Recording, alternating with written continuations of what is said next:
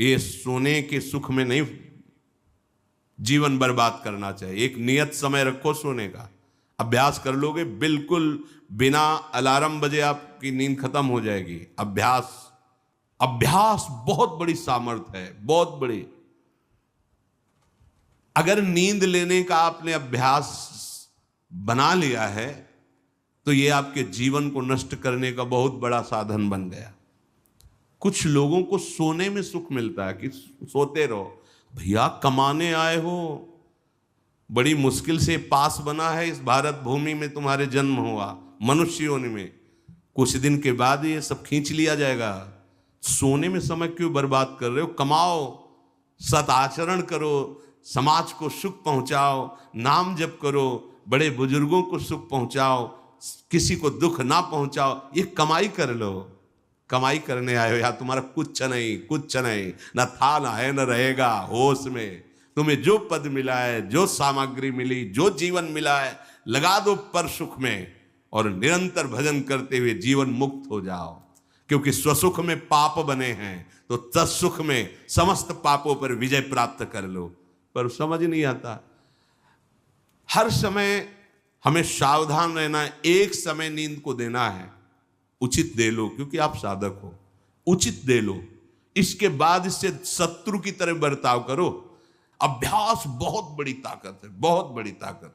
ये कोई सिद्धि नहीं, अभ्यास। आपने यदि अभ्यास किया है, नींद का आदर किया है, तो आप ऐसे भी हैं। साधकों के सामने बताया था उन्होंने कि मुझे बस भोजन पवा दो तो मैं सो जाऊंगा, फिर भोजन पाऊंगा, फिर सो जाऊंगा। मेरा अभ्यास इतना दृढ़ है। वह धन्य है आपका जीवन जो ऐसा अभ्यास सिद्ध कर लिया है। अरे बर्बाद करने के लिए सोना थोड़ी है। तो यहां कह रहे हैं अति निद्रा, उचित निद्रा आवश्यक है। जब तक शरीर भाव में साधना हो रही तो जरूरी है। और ईर्ष्या, दूसरे की बढ़ोतरी देखकर जो ईर्ष्या होती है, जो जलन होती है, ये उपासक को उपासना में बढ़ने नहीं देती। इसको संभालिए। एक ही उपाय है, जिस पे ईर्ष्या हो भगवत भाव कर लो। प्रभु मैं आपको जान नहीं पा रहा हूं, फिर भी मेरे अंदर में आपके प्रति, आपके ही प्रति है, क्योंकि आप ही हैं ना। प्रभु मेरा सुधार कर दो, बहुत जल्दी सुधार हो जाएगा।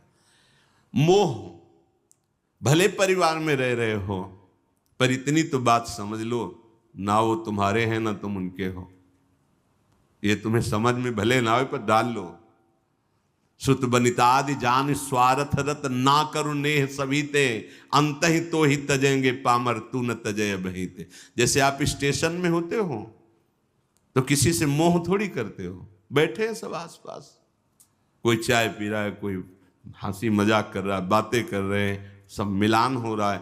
गाड़ी आई, किसी से कोई मतलब नहीं, अपनी गाड़ी में। ऐसे ही जैसे प्याऊ में हम खड़े हैं, भीड़ है, पानी पिया, चल दिया। ऐसे ही आपको समय मिला है 70 वर्ष, 80 वर्ष, 100 वर्ष, उन जनों के बीच में रहकर अपनी गाड़ी का इंतजार करो और भगवत प्राप्ति करके अपने परम धाम जाओ। पर अगर नहीं समझ पाए तो ये माया ऐसा लगती, मेरा पुत्र, मेरी पत्नी, मेरा परिवार, मैं, पूरा समय चला जाता है। फिर जिनको तुमने मैं करके, अब वो अंतिम समय दिखाई देता है। कोई अपना नहीं, कोई अपना नहीं। अभी मतलब आप तो अपने ही घेरे में हैं। जैसे अपने लोग भ्रमण किए तो देखा है, रो रहे हैं, उनके परिवार वाले उनसे बात भी नहीं करते। अवस्था ऐसी है कि डंडा के सहारे 2-4 कदम चल सकते हैं। वस्त्र मल से कौन साफ करे उनका। ऐसी, ये नहीं कि वो किसी एक की बात हो, इस स्वार्थी संसार कोई किसी का नहीं। तो हम ये नहीं कहते कि भाग जाओ, हम ये कहते उन्हीं के बीच में रहकर उनके हृदय में विराजमान प्रभु से अनुराग करो, ना कि देह से। देह एक सीमित समय वाला है, तुम्हारा भी और उनका भी छूटेगा। भगवत भाव करके खूब प्रेम करो, खूब सेवा सबकी करो। भगवत भाव विहीन आसक्ति तुम्हारे पतन का कारण बन जाएगी, जिसे मोह कहते हैं। मोह सकल व्याधिन कर मूला, ये मूल है, ये बहुत दुख देने वाला है। तृष्णा, भोगे हुए भोग को बार बार भोगने की इच्छा का नाम तृष्णा। ये डाइन है, इसे शास्त्रों में कहा गया है, ये डाइन है, कभी आघाती नहीं है। ये तृष्णा रूपी डाइन सबके हृदय में बैठी है। हर भोग को बहुत बार भोगा फिर भी भोगने की चाह, इसी का नाम तृष्णा है। और कायरता, जो नहीं होना चाहिए उसमें बहुत उत्साहित है, जो करना चाहिए, जो होना चाहिए उसमें, उसे कायरता कहते हैं। ये कायरता साधक में अगर है तो परमार्थ विहीन कर देगी। दूसरों के गुणों में दोष देखना और निंदा करना, द्वादशैते महादोषा, ये महान दोष है। धृतराष्ट्र जी से कह रहे सनत सुजात जी, इन्हीं दोषों के कारण हृदय में बैठे हुए भगवान का साक्षात्कार नहीं होता। ये प्राणों का नाश करने वाले, ये प्रज्ञा का नाश करने वाले, ज्ञान नेत्रों को ये ढक देने वाले दोष हैं।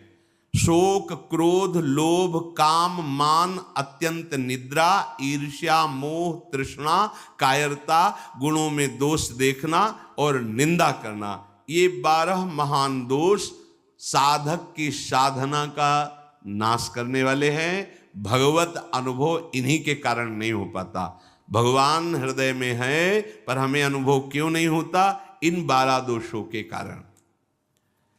राजेंद्र, जो लोलुप पुरुष, क्रूर कर्म करने वाला, कठोर वाणी बोलने वाला, कृपण स्वभाव वाला, मन ही मन दूसरों के प्रति जलने वाला और अपनी प्रशंसा करने वाला है, वो निश्चय ही भगवत मार्ग में नहीं चल पाता है, भगवत मार्ग का वर्ण नहीं कर पाता है।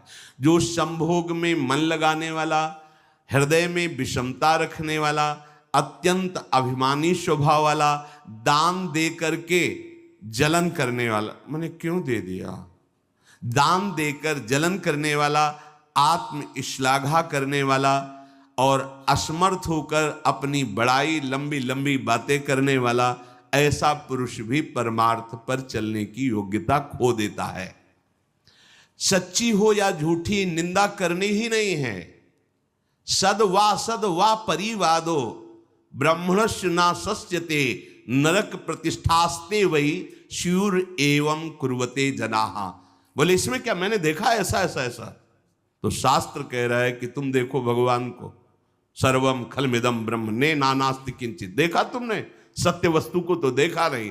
तो कह रहे सद वा परिवादो, झूठी हो या सच्ची, किसी की भी निंदा नहीं करनी। बोले हम तो सत्य बोलेंगे, तो सत्य को जाना तुम, सत्य एक है, सच्चिदानंद में है, उसको जाना। अगर उसको नहीं जाना तो तुम झूठे तो हो ही, तो तुम्हारी हर बात झूठी है। बोले नहीं, हम सत्य बोलते हैं, हमने जो देखा। तुम क्या देखा? जो देखना चाहिए वो देख पाए, जो नहीं देखना चाहिए वो देख पाए, तो तुम तो झूठा देख रहे हो, झूठा बोल रहे हो। सद वा परिवादो, बात सच्ची हो या झूठी, यदि वो किसी की निंदा है तो नहीं करना है। अगर करते हो तो नरक प्रतिष्ठास्ते वही स्यूर एवं कुर्वते जनाहा, निश्चित उसे नरक की प्राप्ति होती। ये सनत सुजात जी महापुरुष बोल रहे हैं। जो बहुत बकवाद करने वाला है, दूसरों के दोषों का वर्णन करने वाला है और धन का दुरुपयोग करने वाला है, प्राणियों को कष्ट पहुंचाने वाला है, ऐसे आचरण वालों को देख करके प्रणाम मन से करके दूरी बनाओ। इनका संग नहीं करना चाहिए। इसलिए वो धन्य है जो सब प्रकार की कुचेष्टाओं का त्याग करके एकांत मन से भगवान श्री हरि की उपासना करते हैं। ना किसी से स्तुति, ना किसी से निंदा, ना किसी से राग, ना किसी से द्वेष। वो महापुरुष बालवत हो जाते हैं, बालवत, निर्विकार, ब्रह्म का साक्षात्कार करके बालवत चेष्टा के द्वारा जीवन व्यतीत करते हैं। वेदों में इसी स्थिति को जीवन मुक्त अवस्था कहते हैं। हे राजन, सच्चिदानंद परब्रह्म की प्राप्ति ही इस जीवन का परम लक्ष्य है। जो इस लक्ष्य को निश्चित करके, जो बताए हुए दोष हैं उनका त्याग करके, असाधनों का त्याग करके साधन में स्थित रहता है, निश्चित उसका स्वभाव बालवत। बड़े बड़े महापुरुषों को देखे एकदम निर्विकार, बालवत चेष्टा, बोधवान होते हुए भी अबोधवत चेष्टा। जैसे बच्चा न किसी से राग न किसी से द्वेष, खेल रहे स्वाभाव। जीवन मुक्त महापुरुष कर्ता और भोक्ता भाव से रहित होते हैं, कोई भी दोष उनका स्पर्श नहीं करता, वो जगत मंगल करते हैं। वही स्थिति अपने को प्राप्त करने का समय दिया गया है। दृढ़ स्थिति प्रभाव नहीं नहीं नहीं, बहुत कृपा से ऐसी ऊंचाई पर आ गए जहां इन द्वंद्वों का प्रवेश नहीं, तो आप फिसलना नहीं, नहीं अब चूक नहीं, हर समय सावधान, सेवा सुमिरन सावधान, हर समय सावधान। एक सेकंड के लिए भी किसी इंद्रिय को छूट नहीं, धोखा पैदा कर देगी, भ्रम पैदा कर देगी, फिर पश्चाताप होगा। लोक चतुर्दश बहुविधि भटक्यो, स्वार्थ लगी मैं हरि बिसरायो।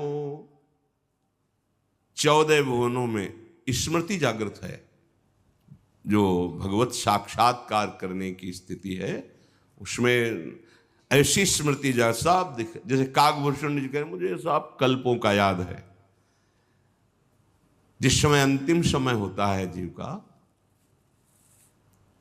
या जिस समय गर्भ में होता है, दोनों स्थितियों में, गर्भ में उसे बहुत जन्मों की याद आती है, तो वो व्याकुल हो जाता है। ऐसे ऐसे कर्म उनके परिणाम से इस गर्भ में, एक बार प्रभु एक बार मुझे निकाल दो, मैं जाकर के मानव देह में ऐसे सत्कर्म करूंगा, ऐसा भजन करूंगा कि दोबारा मां के गर्भ में ना आना पड़े। जब अंतिम समय होता है तो जितने इस जन्म में दुष्कर्म या सत्कर्म के सब सामने घेर लेते हैं, बहुत जन्मों के कर्म संस्कार छा जाते हैं, और जो उसको योनि मिलनी होती है वही चित्त अटक जाता है। आगे बहुत सावधान, बहुत सावधान।